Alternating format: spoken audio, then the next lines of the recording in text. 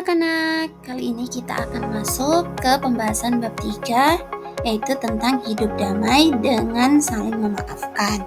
Ayo, siapa di antara kalian yang pernah bertengkar dengan teman lalu berbaikan kembali? Tujuan pembelajaran kali ini adalah yang pertama, menjelaskan arti maaf dan memaafkan. 2. Menunjukkan pentingnya menyatakan penyesalan. 3. Meneladani sikap pemaaf Nabi Muhammad. 4. Menumbuhkan semangat hidup damai melalui saling memaafkan. Oke, sekarang kita bahas terlebih dahulu arti maaf dan memaafkan. Jadi, maaf itu adalah pernyataan untuk menghapus kesalahan orang lain. Sedangkan memaafkan itu berarti rela menghilangkan rasa marah dan tidak membalas dendam. Allah memerintahkan umat Islam untuk saling memaafkan demi kedamaian hidup. Mengapa sih kita harus saling memaafkan? Nah, anak-anakku, ada beberapa alasan mengapa kita itu sebagai manusia harus saling memaafkan. Yang pertama, semua manusia pasti pernah berbuat salah. Jadi jangan merasa kita itu yang paling benar, karena kita pasti di dalam menjalani kehidupan di dunia ini pasti membuat suatu kesalahan. Yang kedua, meminta maaf itu menunjukkan kerendahan hati kita. Yang ketiga, ucapan maaf dapat memperbaiki hubungan. Kita sebagai manusia tidak mau kan saling bermusuhan, apalagi saling membenci. Nah, makanya kita harus saling memaafkan.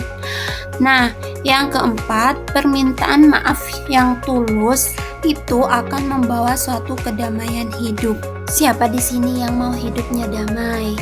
Kalau mau hidupnya damai, berarti anak-anakku harus saling memaafkan ya. Dalam hal memaafkan ini, kita harus banyak-banyak meneladani sikap Rasulullah SAW. Rasulullah SAW memaafkan orang yang menyakitinya.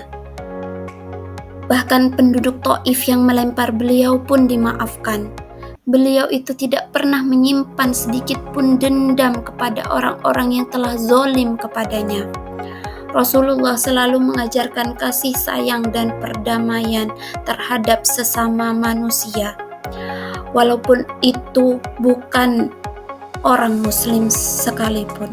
Nah, berikut adalah adab memberi maaf yang baik. Yang pertama, ikhlas karena Allah Subhanahu wa Ta'ala. Yang kedua, melepaskan hak membalas.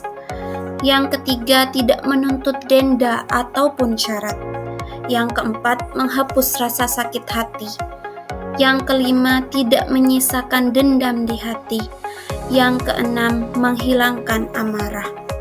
Berikut adalah manfaat sikap saling memaafkan.